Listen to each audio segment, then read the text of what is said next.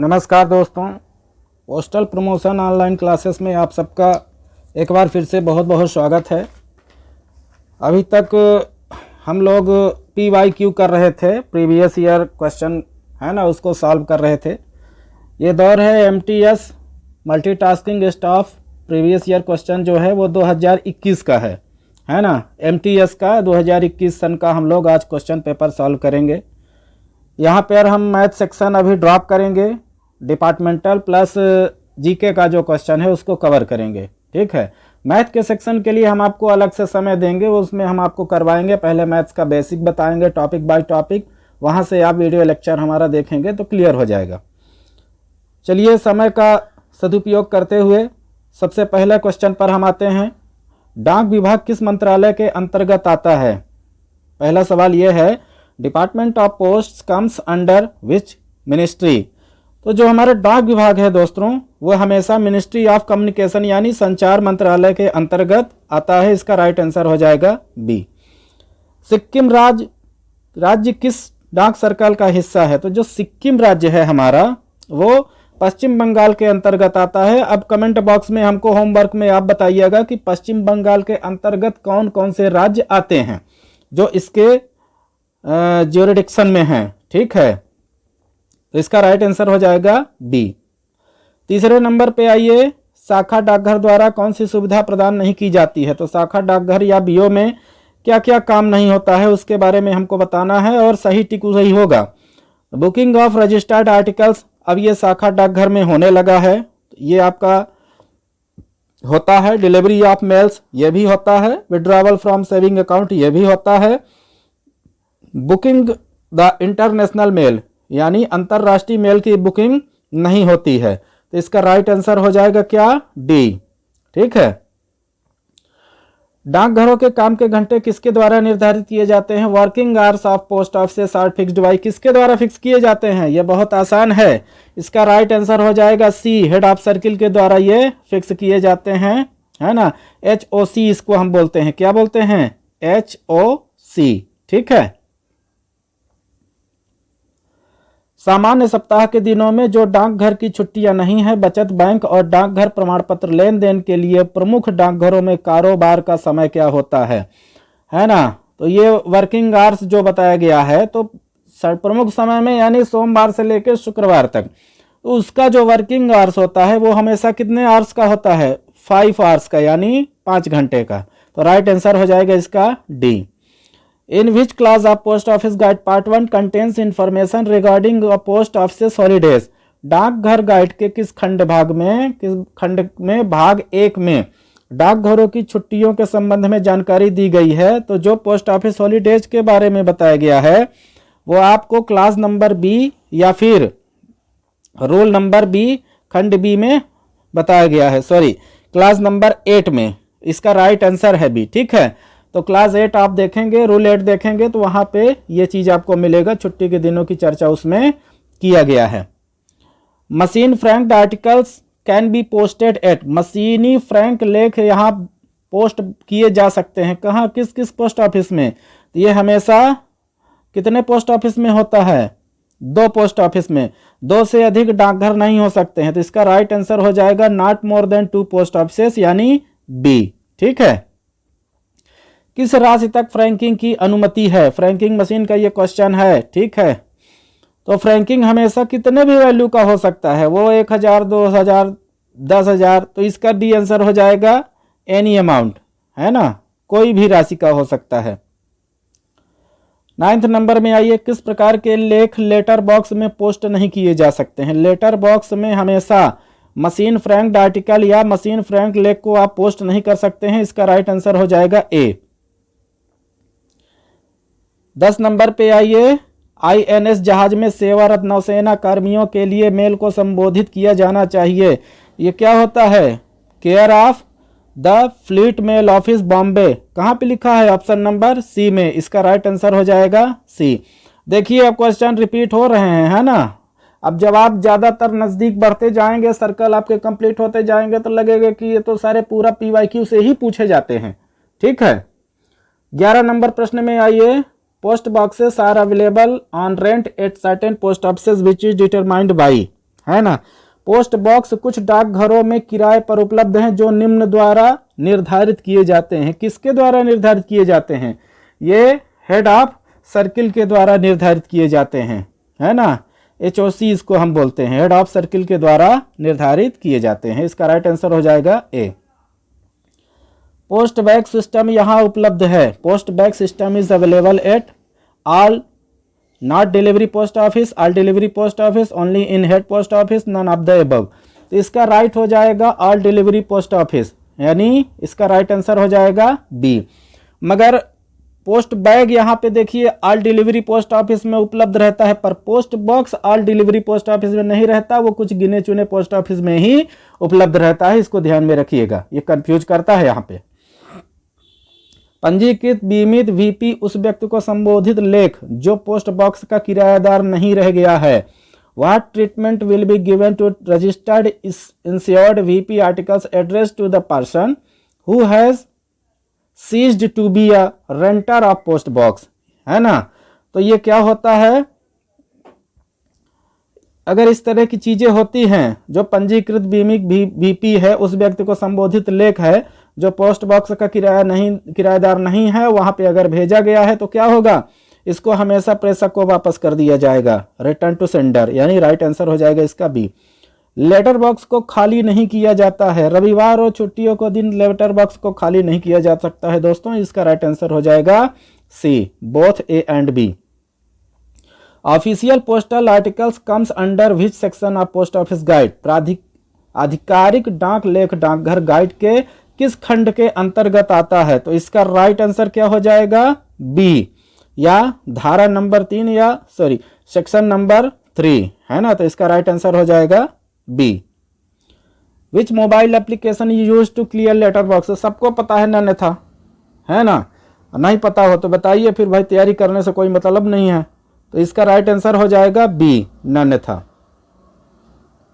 Next में आइए, 17 number पे दिया है, यदि श्री श्याम भारतीय डाक द्वारा सोने का सिक्का भेजना चाहते हैं तो क्या इनकी अनुमति दी जाती है? क्या दी जाएगी? हाँ, डाक से कुछ भी भेजा जा सकता है, ये बिल्कुल गलत है। कुछ भी आप नहीं भेज सकते हैं। बम गोला बारूद भेज दीजिए, पोस्टमैन तो रास्ते में ले जाते खत्म हो जाएगा, है ना। तो ऐसा नहीं है। No, it is not allowed, नहीं, इसकी अनुमति नहीं है। ऐसा भी नहीं है कि अनुमति नहीं है, यह भी गलत है।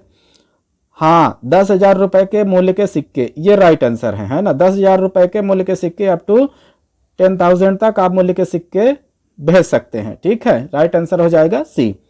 नेक्स्ट आइए, भारतीय डाक नेत्रहीन साहित्य पैकेटों के मुक्त प्रसारण की अनुमति देता है कितने किलोग्राम तक? देखिए, इसको हम प्रोडक्ट एंड सर्विसेज में भी पढ़े थे, POG गाइड पार्ट 1 में भी पढ़े थे। तो इसका राइट आंसर हो जाएगा 7 किलोग्राम तक। कितना? 7 किलोग्राम तक, यानी राइट आंसर हो जाएगा ए।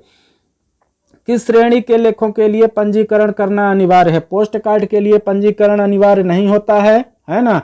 पुस्तक और पैटर्न पैकेट के लिए, बुक एंड पैटर्न पैकेट के लिए नहीं होता है। तीसरे नंबर पे आइए, इंश्योर्ड आर्टिकल। इंश्योर्ड आर्टिकल यदि है तो उसके लिए देखिए रजिस्ट्रेशन करवाना पड़ेगा, यानी बीमित वस्तु के लिए रजिस्ट्रेशन कंपलसरी है। इसका राइट आंसर हो जाएगा सी। किस योजना में खाता खोलने के लिए न्यूनतम जमा राशि 1,000 रुपए नहीं है? अब सबसे पहले किस में है उसको देखिए, काट देते हैं। मंथली MIS 1,000 रुपए से खुलता है, सीनियर सिटीजन अकाउंट 1,000 से खुलता है, TD 1,000 से खुलता है। अब आता है लास्ट में आपका पब्लिक प्रोविडेंट फंड। तो पब्लिक प्रोविडेंट कितने से खुलता है? 500 रुपए से। कितने से खुलता है? 500 रुपए से। तो इसका राइट आंसर हो जाएगा डी। माई स्टैम्प की एक सीट की कीमत कितनी होती है? तो दोस्तों बता दें आपको, माई स्टैम्प की एक सीट की कीमत 300 रुपए होती है। कितनी होती है? 300 रुपए। इसका राइट आंसर हो जाएगा बी। निम्नलिखित में से कौन सा PLI के लिए पात्र नहीं है? डॉक्टर बिल्कुल पात्र हैं, बैंक एम्प्लॉय बिल्कुल हैं, डिफेंस फोर्स बिल्कुल हैं, फार्मर नहीं है ना। ये पहले का है, थोड़ा सा देखिए सुधार भी हो चुका है। यदि आपके पास अच्छी खासी इनकम है, कुछ ऐसा स्रोत है ना, विभाग को लगता है तो अब विभाग कर देता है। पर इसका राइट आंसर हो जाएगा टी, फार्मर को अलाउ नहीं है। सामान्य डाकघर क्या है? देखिए 3-4 बार ये क्वेश्चन आ चुका है, बार बार वही चीज रिपीट हो रहा है। तो ये क्या होता है? किसी मंडल के प्रमुख में मुख्यालय में स्थित प्रथम श्रेणी प्रधान डाकघर। The first class head post office situated at the headquarter of the head of A division. ठीक है, इसको हम बोलते हैं जीपीओ या जनरल पोस्ट ऑफिस। इसका राइट आंसर हो जाएगा सी। 24 नंबर पे आइए, डाक कार्यालय में सीआरसी का पूर्ण रूप क्या है? सीआरसी का फुल फॉर्म क्या होता है? तो सीआरसी का जो फुल फॉर्म होता है वो होता है कंप्यूटराइज्ड रजिस्ट्रेशन सेंटर। इसको इंग्लिश में ही पढ़िएगा, कंप्यूटराइज्ड रजिस्ट्रेशन सेंटर, कंप्यूटरीकृत पंजीकरण केंद्र। बी आंसर हो जाएगा। आरएलओ का क्या कार्य है? फिर से आगे आरएलओ, बार बार वही चीज आ रहा है। उन लेखों से संबंधित है जिनका पता पढ़ा नहीं जा सकता है या अधूरा पता है, उनको कहाँ भेज दिया जाता है? आरएलओ में। इसका राइट आंसर हो जाएगा सी, उसको आरएलओ में सीधे भेज दिया जाता है जिनका पता पढ़ने योग्य नहीं होता। निम्नलिखित में से कौन सा कार्य प्रधान अभिलेख कार्यालयों में नहीं आता है? तो कौन सा नहीं आता है? देखिए, प्रिपरेशन ऑफ सैलरी ये होता है प्रधान अभिलेख कार्यालय यानी हेड रिकॉर्ड ऑफिस में ये होता है। प्रिपरेशन ऑफ कंटेंट बिल है ना, आकस्मिक विधेयकों को तैयार करना, एक सेकंड, प्रिपरेशन ऑफ सैलरी ये होता है, आकस्मिक विधेयकों को तैयार करना ये भी होता है। स्पीड पोस्ट मेल की प्रोसेसिंग ये नहीं होता है, ठीक है। तो इसका राइट आंसर क्या हो जाएगा? सी। स्पीड पोस्ट मेल की प्रोसेसिंग ये हेड रिकॉर्ड ऑफिस के द्वारा नहीं की जाती है, ठीक है। सर्कल बैग कहाँ स्थित होता है? तो सबको पता है कि circle office postal store depot में सर्कल बैग स्थित होता है। कहाँ पे होता है? पोस्टल स्टोर डिपोट, यानी राइट आंसर इसका हो जाएगा डी, डाक भंडार डिपो में, ठीक है। एक अधीक्षक द्वारा जारी किए गए आदेश आरएमएस छटाई सूचियों में परिवर्तन निर्धारित करते हैं। देखिए बार बार रिपीट हो रहा है, इसको ए ऑर्डर बोलते हैं। क्या बोलते हैं? ए ऑर्डर। इसका राइट आंसर हो जाएगा ए। ए ऑप्शन में भी है, ए ऑर्डर भी है, ठीक है। ज्यादा बोरिंग तो नहीं लग रहा है? बोरिंग लग रहा हो तो थोड़ा सा पानी वानी पी लीजिए अपना, है ना, कुछ खाते पीते रहिएगा, बोरिंग नहीं लगेगा। खाता बैग के बीच आदान प्रदान किया जाता है। Account bag is exchanged between किसके? हेड ऑफिस और सब ऑफिस के द्वारा किया जाता है। किसके द्वारा? एचओ और एसओ के द्वारा। बी आंसर इसका राइट हो जाएगा, कई बार आ चुका है ये। चलिए अब हम लोग सॉल्व करेंगे, यहां पे आते हैं क्वेश्चन नंबर 31 में या 31, ये इसका जीके का क्वेश्चन सॉल्व करेंगे, ठीक है। सूर्य के सबसे निकट का ग्रह कौन सा है? तो सूर्य के सबसे नजदीक ग्रह कौन सा है बताइए? हाँ, सूर्य का सबसे नजदीक ग्रह कौन सा है? मरक्यूरी, ठीक। पृथ्वी पर सबसे गहरी जगह का नाम क्या है? What is the name of the deepest place of earth? तो इसका राइट आंसर हो जाएगा, क्या हो जाएगा? मारियाना स्ट्रेंज, सी। इसको याद करते जाइएगा। दिल्ली शहर किस नदी के किनारे बसा है? पिछली बार पूछे थे क्या? ताजमहल किस नदी के? जो ताजमहल है वही दिल्ली के आसपास से ही तो गुजर रहा है ना, यमुना नदी। तो इसका राइट आंसर हो जाएगा बी, दिल्ली शहर यमुना नदी के तट पर स्थित है। भारतीय संसद के ऊपरी सदन को क्या कहा जा सकता है? भैया राज्यसभा कहते हैं उसको, ऊपरी सदन को। पहला आंसर इसका सही हो जाएगा ए, ठीक है। आगे आइए, राज्यसभा में कितने सदस्य मनोनीत होते हैं? हेमा मालिनी से पूछ लीजिए, वो बता देंगी राज्यसभा में कितने सदस्य मनोनीत होते हैं। तो इसका राइट आंसर हो जाएगा ए, 12 सदस्य राज्यसभा में मनोनीत किए जाते हैं, ठीक है। भारत के राष्ट्रीय वृक्ष का नाम क्या है? बहुत मजबूत वृक्ष होता है वो, क्या बोलते हैं उसको? बरगद, है ना। तो राष्ट्रीय वृक्ष इसका हो जाएगा बरगद, यानी इसका आंसर हो जाएगा बी, है ना। बैनियन ट्री भी इसको बोलते हैं। What is the name of the national tree, ठीक है। नेक्स्ट आइए 37 नंबर में, एक लीप ईयर में कितने दिन होते हैं? देखिए लीप ईयर क्या होता है? लीप ईयर होता है जिसमें फरवरी का महीना हमारा कितने दिन का हो जाता है? 29 दिन का। नेचुरली तो 28 दिन का होता है, लीप ईयर में एक दिन बढ़ जाता है। तो लीप ईयर का हमारा जो दिन हो जाएगा वो हो जाएगा सी, 366 दिन का, ठीक है।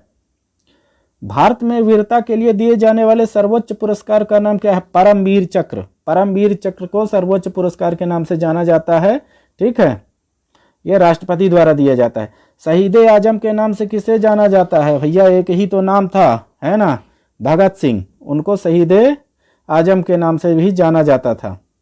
रामकृष्ण मिशन की स्थापना किसने की थी? स्वामी विवेकानंद से संबंधित है ना। तो स्वामी विवेकानंद ने रामकृष्ण मिशन की स्थापना की थी, इसको ध्यान में रखे रहिएगा। तो तो ये रहा हमारा MTS 2021 का, है ना, PYQ। इसको अच्छे से करिएगा, बार बार करिएगा, क्वेश्चन वही रिपीट होगा। आप बार बार थ्योरी पढ़िए, जो हम पढ़ाए हैं, जो नोट्स दिए हैं, एक भी क्वेश्चन आपका बाहर नहीं जाएगा, यहीं से सब पूछे जाएंगे, ठीक है। जो कन्फ्यूजन होगा, किसी प्रश्न में कुछ डाउट है, आप हमको सीधे कमेंट बॉक्स में या हमको कॉल करके भी पूछ सकते हैं। तब तक के लिए बहुत बहुत धन्यवाद।